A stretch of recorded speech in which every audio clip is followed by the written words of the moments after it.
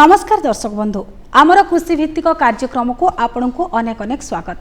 दर्शक बंधु आपण जानिछंती जे कृषि केवल आम जीवनर जीविका नुहे, परिवर्तित जलवायु, आधुनिक कृषि पद्धति एवं वर्धित उत्पादन खर्च मध्यरे चाषी भाई भौणी मानंकु सठिक समय एवं सठिक तथ्य जोगाइबा हेउची आमर दायित्व आउ कर्तव्य। तेणु प्रत्येक दिन आमे आपणको पाखकु नै आसुछु चाष प्रणाली रे नूतन ज्ञान कौशल, वैज्ञानिक पद्धति, पशुपालन, उद्यान चाषी संपर्कित नूतन तथ्य एवं ता सहित सरकारी योजनार विस्तृत आलोचना, जार ना कृषि दर्शन। दर्शक बंधु आपण माने जानिछंती कृषि सहित पशुपालन एवं विशेषकर कुकुड़ा पालन करी चाषी भाई भौणी माने वर्तमान समय बेस लाभवान हेउछंती बा बेस दी पैसा से माने रोजगार करि पारुछंती।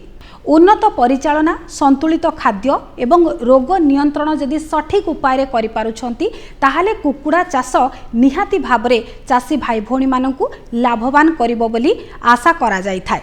तेणु आज आसंतु जानिबा किभଳି भाबरे चाषी भाई भौणी माने कुकुड़ा पालन करि परिबे, व्यावसायिक कुकुड़ा पालन करी किभଳି से माने लाभवान होई परिबे।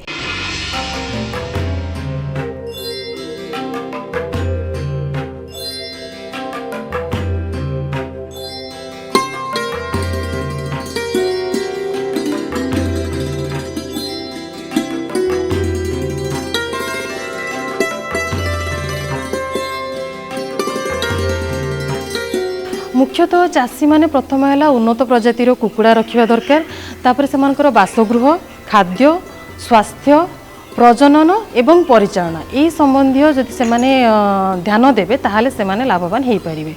जदि बासगृह कथा प्रथमे कहे ताले बासगृह कहले से केते कुकुड़ा रखिए से हिसाब रे ही से घर निर्माण करंतु। जदि से ब्रॉयलर कुकुड़ा बा मांसल कुकुड़ा रखुचंती ताहले 1 स्क्वायर फुट गोटे स्क्वायर फुट प्रति मांसल कुकुड़ा हिसाब रे, एवं जदि अंडा दिया कुकुड़ा रखुचंती ताहले 2 स्क्वायर फुट प्रति अंडा दिया कुकुड़ा पाई रखंतु। से हिसाब रे से घर निर्माण करंतु। से माने देखिबे जेमिति भल भाव में वायु चलाचल होतिबो एवं आलोक व्यवस्था मध्य थिबो। ओभर क्राउडिंग से माने जेमिति करिवेनी, से जागार मूल पत्तन ठू जेमिति उच्च होइतिबा दरकार, जेमिति जल निष्कासन रो सुविधा थिबो। आउ से माने विभिन्न बयसर कुकुड़ा को एका संगे रखिवेनी। तेणु एटा प्रथमे देखिबे बासगृह संबंधी तथ्य।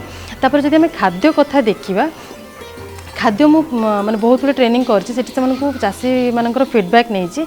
से माने घर अगणा रे छाड़ दउचंदी कि से चाषी भाई माने कुकुड़ा मानकु स्वतंत्र खाद्य किछि देउ नाहंती, किंतु गोटे वयस्क कुकुड़ा साधारणतः 100 रु 120 ग्राम खाद्य आवश्यक करे एवं ताको हम जति बाड़ी अगणा रे छाडुचंती से तार अधा 50 रु 60 ग्राम खाद्य आवश्यकता पूरण कर पारि थाए।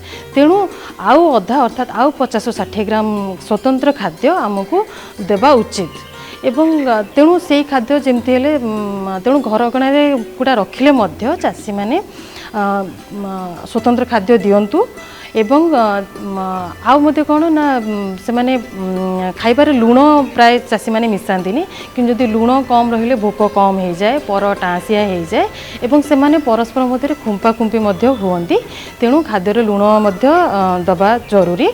एवं अंडा दिया कुकुड़ा जदि जिते कुकुड़ा अंडा देवा आरंभ करिवो सेतेबेले आमे खाद्य कैल्शियम सामुका गुंड मिसेबा, कहीं सामुका गुंड कैल्शियम अच्छी एवं कैल्शियम अभाव रे अंडार खोलपा नरम होता है।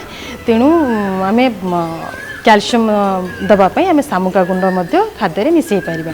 तापर चाषी भाई माने हमर जिया चाष करें, कहीं जिया कुकुड़ा मानक से जिया खाया दे पारे। से उई खाइबार कुकुड़ा मानक उई खाइबार अभ्यास करंतु। तेणु यही सब जिन सब देवे ताहले से खाद्य खर्च कमिबो, कहीं आमर कुकुड़ा उत्पादन रे कुकुड़ा पालन रे खाद्य ही सबुठ अधिका से कस्ट से बहुत अधिका कस्ट इनवॉल्व थाए। से माने ये सब जिनस दे पारे। तापर है स्वास्थ्य कथा। स्वास्थ्य कथा वैक्सीनेशन जब टीकाकरण करा जाए से माने स्थानीय प्राणी चिकित्सकों परामर्श क्रमे से माने टीकाकरण करने दरकार। जमीती आमर दिनिकिया चिया को आमर मरेक्स रोगर टीका दि जाए एवं 5 रु 7 दिन भितर लासोटा टीका दि जाए रानीखेत रोगर लासटा टीका दि जाए एवं 14 दिन बेलू आईबीडी बा गंभीर रोगर टीका दि जाए एवं तापर यार लासटार मध्य आउ सप्ताह पर लासटार बुस्टर दि जाए एवं आईबीडी बुस्टर ता सप्ताह पर दि जाए 6 सप्ताह बेलू आमर फाउल पक्स बा कुकुड़ा बसंत रोगर टीका देवा उचित एवं 8 सप्ताह बेलू रानीखेत रोगर R2B स्ट्रेन टीका देवा उचित आ जो मैंने घर अगणार कुकुड़ा रखुंट यही सब टीकाकरण जदि ठीक समय करेंगे ताहले कुकुड़ा मानकर मृत्युहार बहुत कमी जाए किंतु कुकुड़ा बसंत एवं रानीखेत रोगर R2B रोगर टीका जेमिति हेले देवा जरूरी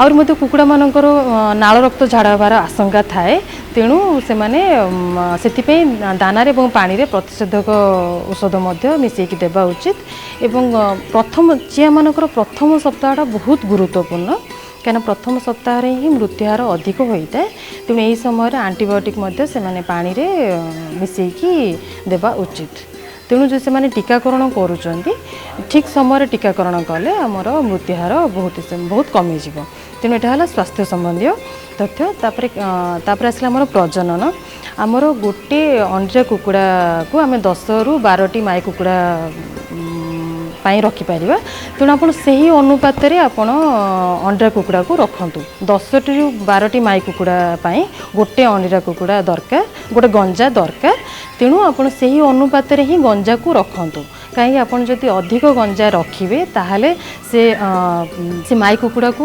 खुंपीब दाना नष्ट करवा दाना खर्च बढ़ तेणु जितेबाला 16 सप्ताह हो जाऊँगी 16 सप्ताह है आमर गंजा को बिक्री करदे उचित आपन से केवल से 10 ରୁ 12टी माई कुकुड़ा गोटे गंजा से अनुपात गंजा रखिकी बड़का गंजा को 16 सप्ताह पर बिक्री करदे उचित तापर आसला परिचालना रे आमर लिटर मटेरियल जो रोचे आमर तेणु सप्ताह 2 ରୁ 3 थर आमर लिटर को घांटा दरकार नहले सेटा आमर केक फॉर्मेशन हो जाए तेणु से आमर सब लिटर को प्रति सप्ताह 2 ରୁ 3 थर घांटा दरकार तापर आलोक परिचालना आमर 3टी स्टेज अच्छी ब्रूडिंग पीरियड रे आमर 23 घंटा आलोक दरकार आ जदि ग्रोइंग स्टेज कहवा ग्रोइंग स्टेज रे आमर आर्टिफिशियल लाइट माने जो बल्ब लगेवा दरकार नहीं एवं जिते बड़े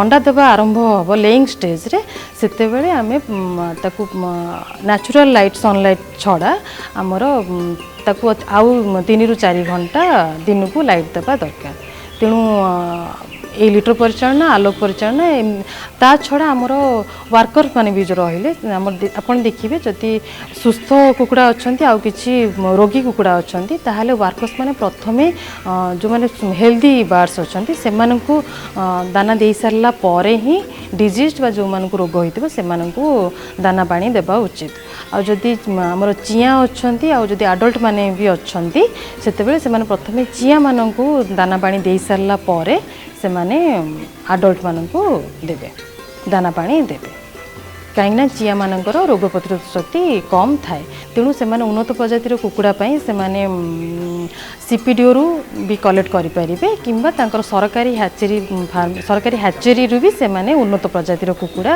संग्रह करें तेणु उन्नत प्रजातिर कुकुड़ा एवं सेमानकर बासगृह खाद्य स्वास्थ्य प्रजनन और परिचालना यही से माने टिके केयरफुल रहिबे ताल से मन सेतिरु लाभवान हेई परिबे। दर्शक बंधु एबे आसंतु जानिबा विभिन्न क्षेत्र रे सफलता हासिल करिथिबा चासी मानक उपरे टिके नजर पकाइबा। मु जणे फार्मर फ्रेंड हेइथिबा संगे संगे मु जणे अग्रणी चासी मध्य आज माननीय प्रधानमंत्री श्रीयुक्त नरेंद्र मोदी जो आह्वान रही खेत बचाओ अभियान जून 1 तारिख रु जून 30 तारिख पर्यंत से मु एक मेसेज आपण मानक प्रदान करुच्ची। आपण माने वर्तमान जानिथिबे विभिन्न मृत्तिका परीक्षारू जना पड़ी जे आमर प्राय 70 भाग माटी बर्तमान एसिडिक बा अम्लीय हो जाइछि। तेणु आपण माने ये जो दुरात्मक रोग कैंसर रु बंचिबाई आपण सदाबले मृत्तिका परीक्षण अनुसार सार प्रयोग करंतु। रासायनिक सार परिवर्ते जैविक सार व्यवहार करने चेष्टा करंतु। आपण ମାଟିକି ଯଦି ଟିକେ ଲହରେଇ କହିବା ତାହେଲେ ହେଉଛି ସେଇଟା ଆମର ମାଟି। ମାଟି ଆଜି ଅସୁସ୍ଥ ହୋଇଯାଇଛି। ସେଥିପାଇଁ ଆମେ ତାକୁ ବଞ୍ଚାଇବାକୁ ହେଲେ ଆମେ ଜୈବିକ ସାରକୁ ଆପଣେଇବାକୁ ପଡ଼ିବ। ଜୈବିକ ସାର କହିଲେ ଆପଣଙ୍କର ଏକର ପ୍ରତି ପ୍ରାୟ 10 କେଜି ଧନିଚା କିମ୍ବା ବରୁଗୁଡ଼ି ବୁଣି ତାକୁ 45 ଦିନରେ ମାଟିରେ ମିଶାଇଲେ ଆମର ମାଟିର ଜୈବିକ ଗୁଣ ବୃଦ୍ଧି ପାଇଥାଏ, ଯାହାଫଳରେ ରାସାୟନିକ ସାର ପ୍ରୟୋଗ କମ୍ ହୋଇଥାଏ। ତେଣୁ ଆପଣମାନଙ୍କୁ ଅନୁରୋଧ ରହିବ ସମସ୍ତେ ଜୈବିକ ଉପାୟରେ ଚାଷ କରିବା ଏବଂ ସୁସ୍ଥ ପରିବେଶ ସହିତ ସୁସ୍ଥ ପନିପରିବା ବା ଶସ୍ୟ ଉତ୍ପାଦନ କରି ମାନବ ସମାଜର କଲ୍ୟାଣରେ ଆମେ ଲଗାଇବା। ଜୈବିକ ଉପାୟରେ ମଧ୍ୟ ଆମେ ବିଭିନ୍ନ ପ୍ରକାର କୀଟନାଶକ ଜୈବିକ କୀଟନାଶକ ବ୍ୟବହାର କରିବା, ଯଥା ଲିମ୍ବ ତେଲ, କରଞ୍ଜ ତେଲ ଇତ୍ୟାଦି ବ୍ୟବହାର କରିବା। ଲିମ୍ବ ପିଡ଼ିଆ, ବାଦାମ ପିଡ଼ିଆ, ସୋରିଷ ପିଡ଼ିଆ ଇତ୍ୟାଦି ବ୍ୟବହାର କରିବା। ଆମେ ରାସାୟନିକ ସାର DAP, ୟୁରିଆ, ପଟାସ ଭଳି ସାରକୁ ଆମେ ଧୀରେ ଧୀରେ କମେଇବାକୁ ଚେଷ୍ଟା କରିବା।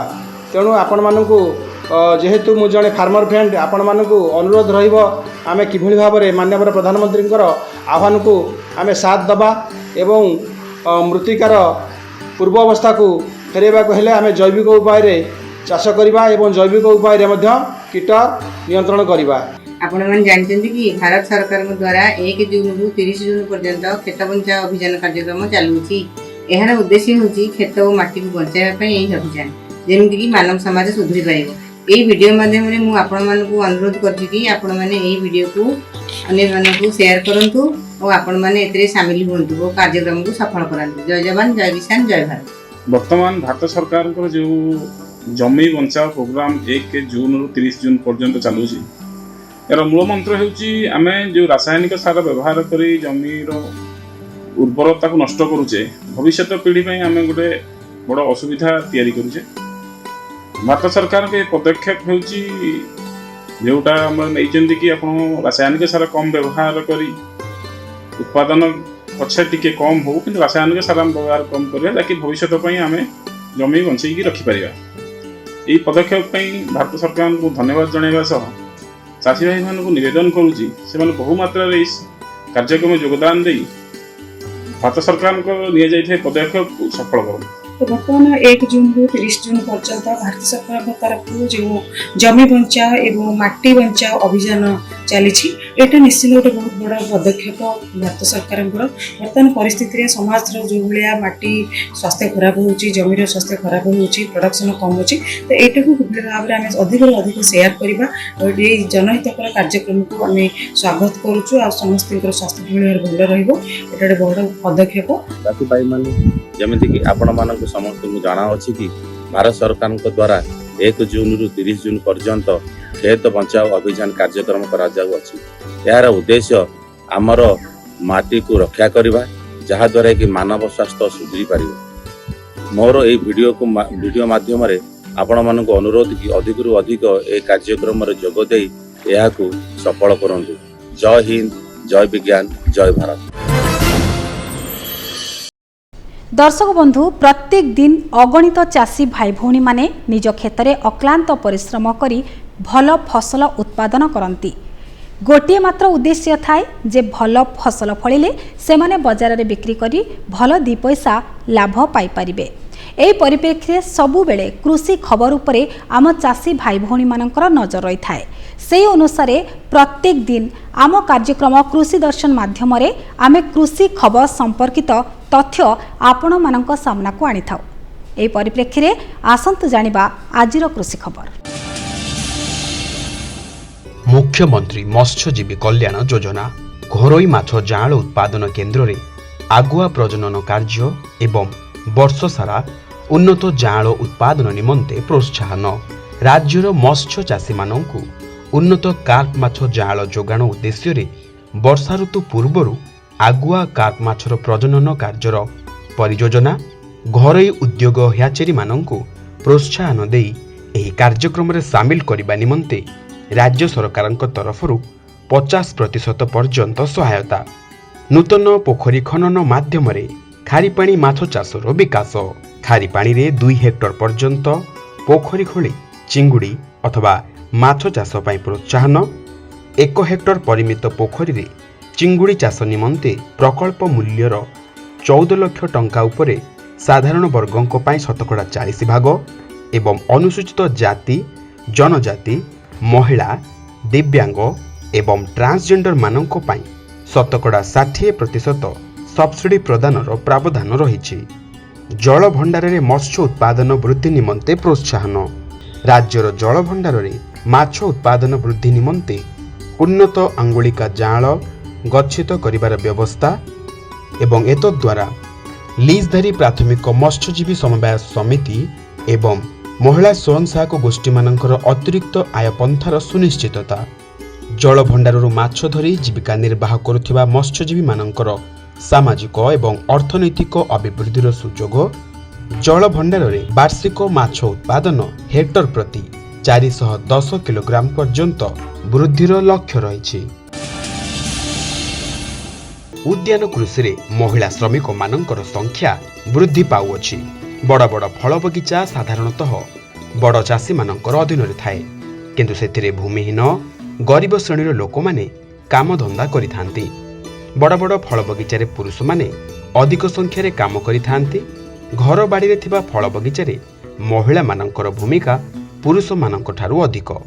महिला माने साधारणतः बेसी दरकार हेउनुथिबा फल और अधिक प्रकार फल पसंद करती। पुरुष माने सहजरे बिक्री हेउथिबा एवं लोक माने बेसी दरकार करुथिबा फल पसंद करती। फल चाष अपेक्षा परिबा चाषरे साधारणतः घरर महिला माने बेसी श्रम प्रदान करिथांती। पियाज रसुण और बिलाती चाषरे समुदाय श्रम दिवस 60 रु 70% महिला माने ही देइथांती।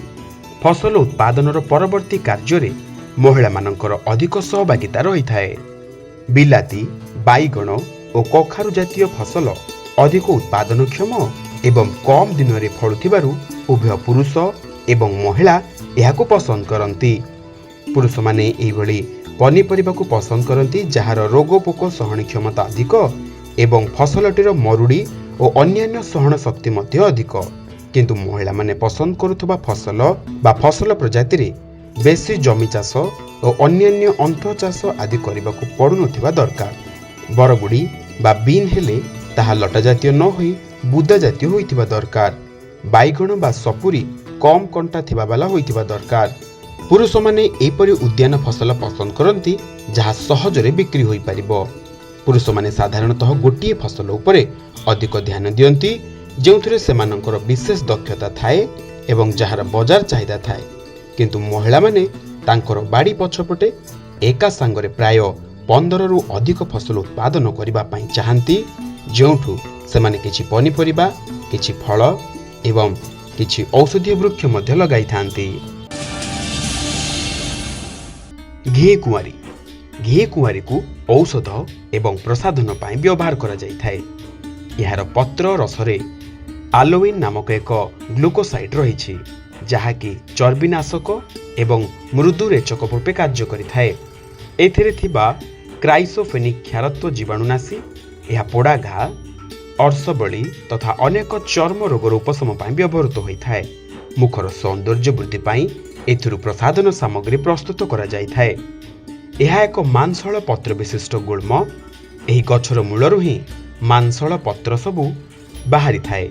पत्रर लंब 30 रु 45 सेंटीमीटर पर्यंत होई थाए। पत्रर धार दुई पाखरे मूलरु शेष पर्यंत छोट छोट कंटा सबु रही थाए। उत्कृष्ट माटी और परिवेश नहीं एथिरे फूल मध्य फुटी थाए। पत्र को भांगी देले सेथुरु जेली परी लालुआर सस देखा जाई थाए, अर्थात यह एक प्रकार बहलिया लाला परी हाथ को लगी थाए एवं एही सस बेस चिकण एवं ठंडा होई थाए। अनेक प्रकार जलवायु रे घी कुआरी चाष करा जाई पारे। वार्षिक 350 रु 2000 मिलीमीटर वर्षा हेउथुबा एवं उष्ण और आर्द्र किंबा शुष्क जलवायु रे एही चाष को लाभजनक भाव करा जाई पारे। समुद्र पतन ठारू प्राय 1500 मीटर उच्चता अंचल रे एही चाष करा जाई पारे। प्राय समस्त प्रकार माटी रे एही चाष करा जाउथिले मध्य निगिडा उर्वर एवं दोरसारू बाली दोरसा जार पीएच 5 रु 8.5 पर्यंत रही थाए माटी रे अधिक उत्पादन मिली थाए। यार चेर माटी भितर बेसी बाट जाई पारे नाही, तेणु 30 रु 45 सेंटीमीटर गभीर माटी थिबा जमी रे यह भल रूप से बढ़ी पारि थाए। पानी जमी रहउथबो माटी रे एही चाष न करिबा उचित। ଅଧିକ ବ୍ୟବଧାନରେ ଲଗାଯାଇଥିବା ଫଳ ବଗିଚା ମଧ୍ୟରେ ଅନ୍ଥ ଫସଲ ହିସାବରେ ଏହାକୁ ମଧ୍ୟ ନିଆଯାଇପାରେ। ଘି କୁଆଁରୀର ଅନେକ ପ୍ରଜାତି ରହିଥିଲେ ମଧ୍ୟ ଚାଷ ପାଇଁ ନିମ୍ନ ପ୍ରଜାତିଗୁଡ଼ିକୁ ବ୍ୟବହାର କରାଯାଇଥାଏ। ଆଲିଓଭେରା ଭାର ଡାଇନେନ୍ସିସ୍, ଆଲିଓଭେରା ଭାର ଲିଟୋରାସିସ୍, ଆଲିଓ ବାର୍ବାଡେନ୍ସିସ୍, ଆଲିଓ ଆବିସିନିକା। ମୁଣ୍ଡଝାଳ ତୁଣ୍ଡେ ମାରି ଚାଷୀମାନେ ସିନା ଭଲ ଫସଲ ଉତ୍ପାଦନ କରନ୍ତି, କିନ୍ତୁ ପରବର୍ତ୍ତୀ ସମୟରେ ଯଦି ତାହା ଉଚିତ ବଜାର ଦରରେ ବିକ୍ରି ନ ହୁଏ ତାହେଲେ ସବୁ ପରିଶ୍ରମ ବୃଥା ଭଳି ମନେ ହୁଏ। ତେବେ ଆସନ୍ତୁ ଜାଣିବା ଆଜିର ବଜାର ଦର କ'ଣ ରହିଛି।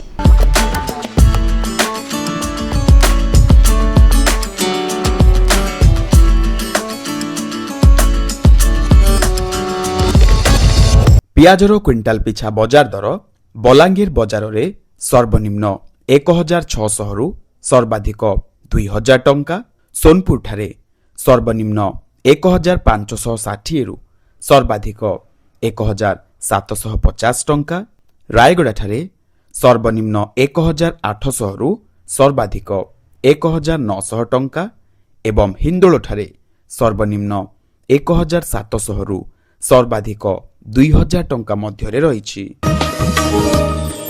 କାକୁଡ଼ିର କ୍ୱିଣ୍ଟାଲ ପିଛା ବଜାର ଦର ପାନପୋଷଠାରେ ସର୍ବନିମ୍ନ 3500 ରୁ ସର୍ବାଧିକ 4200 ଟଙ୍କା, ବାଙ୍କିଠାରେ ସର୍ବନିମ୍ନ 3000 ଟଙ୍କାରୁ ସର୍ବାଧିକ 3500 ଟଙ୍କା, ଉଦଳାଠାରେ ସର୍ବନିମ୍ନ 2500 ରୁ ସର୍ବାଧିକ 3500 ଟଙ୍କା ଏବଂ କେନ୍ଦ୍ରାପଡ଼ାଠାରେ ସର୍ବନିମ୍ନ 4000 ଟଙ୍କାରୁ ସର୍ବାଧିକ 4100 ଟଙ୍କା ମଧ୍ୟରେ ରହିଛି।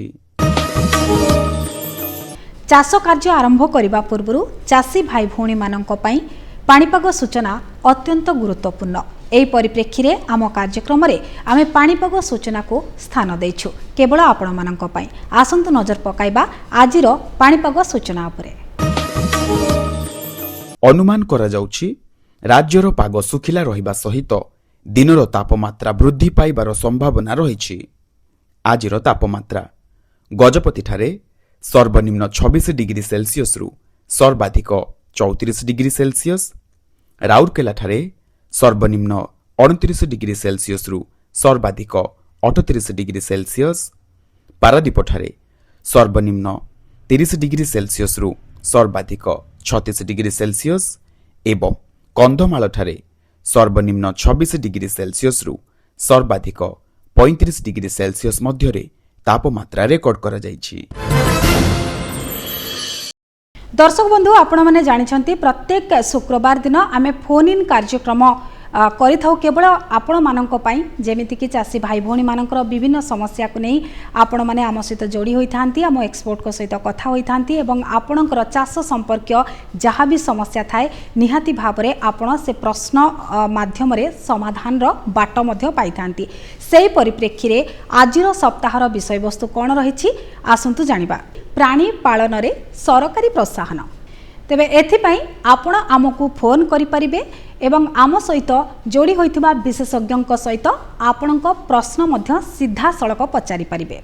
तेबे आमको फोन करिबा पाई नंबर टी हेउछि 067423000138 एवं अन्य नंबर टी हेउछि 067423000139।